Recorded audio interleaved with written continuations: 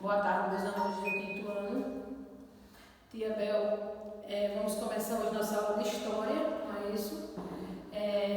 Hoje nós vamos falar um pouquinho sobre aquele processo de chegada, de invasão dos portugueses, contato com os indígenas.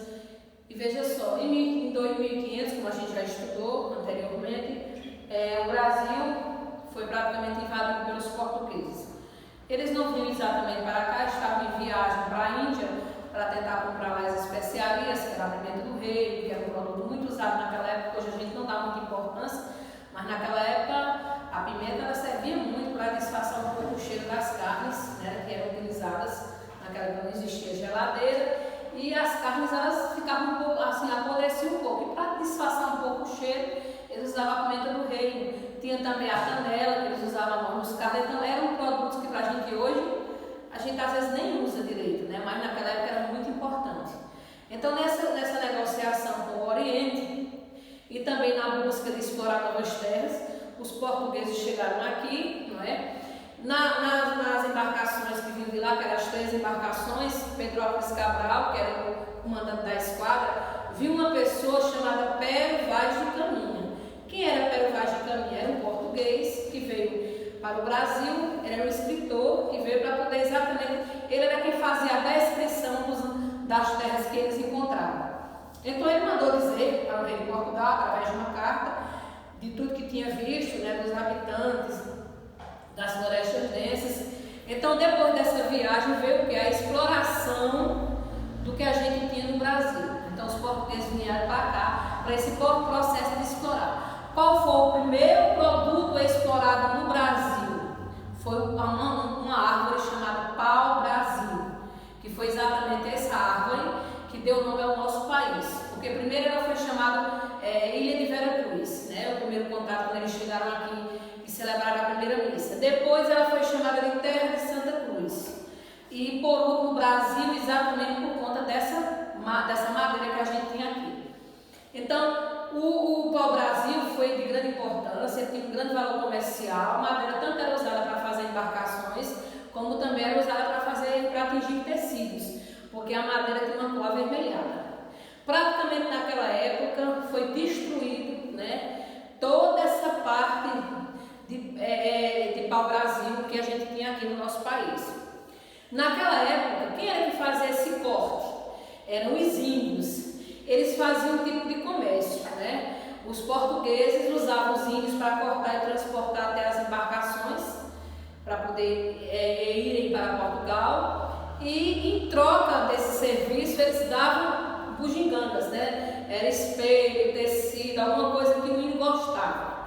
Então esse processo era chamado de escambo, era esse tipo de transação que eles faziam, né? O índio cortava o pau-brasil, o índio transportava até as embarcações e ele recebia isso em troca.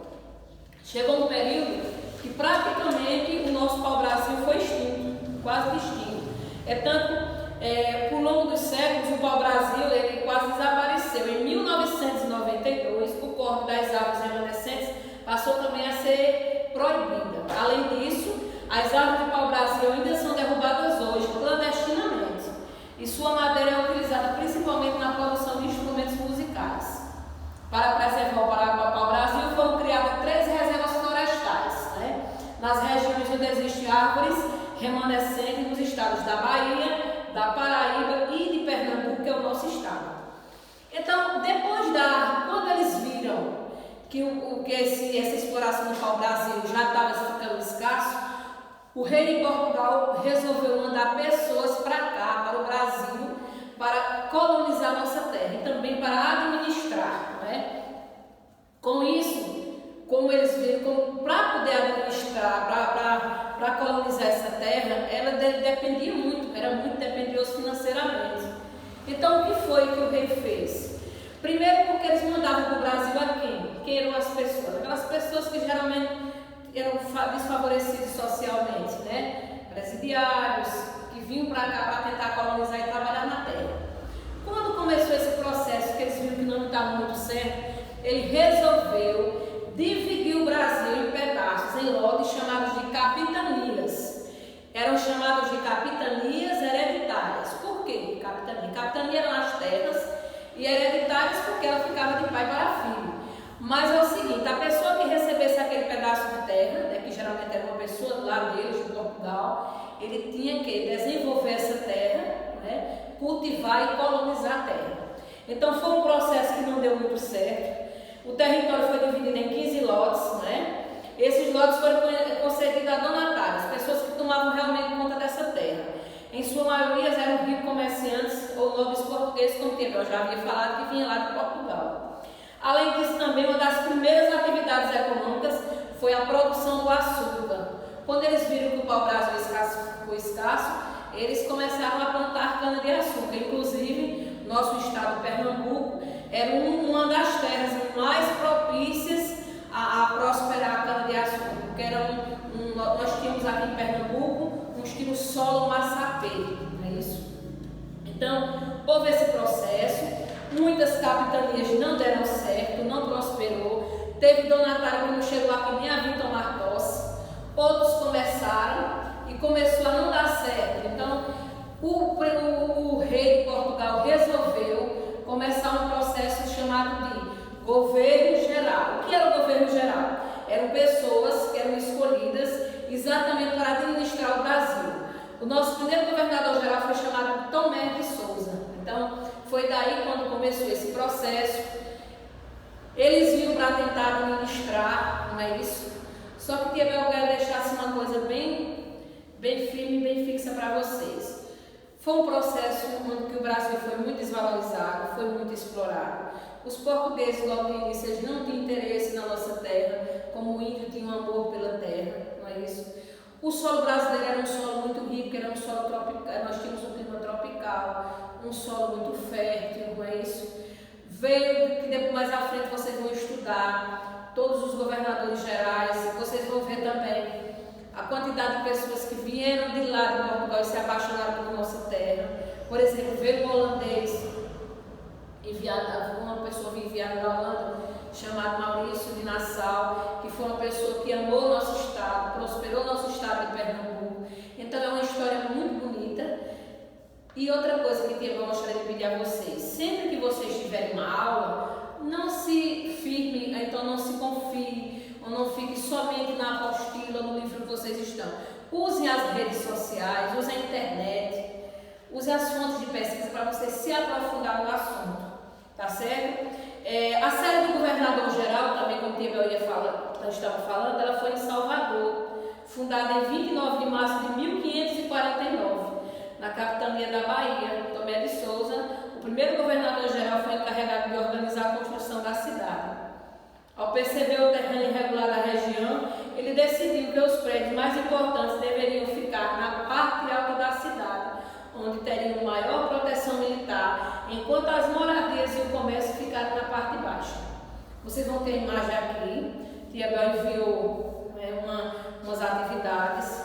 Vocês vão ter uma atividade avaliativa, que é algumas questões sobre o texto, que Tiabel vai ler, vai dar uma revisada para vocês. Aqui Tiabel fala o seguinte: fale sobre a importância comercial do pau-brasil. Aqui vocês vão citar em que era utilizado e se ele tinha um valor comercial na época.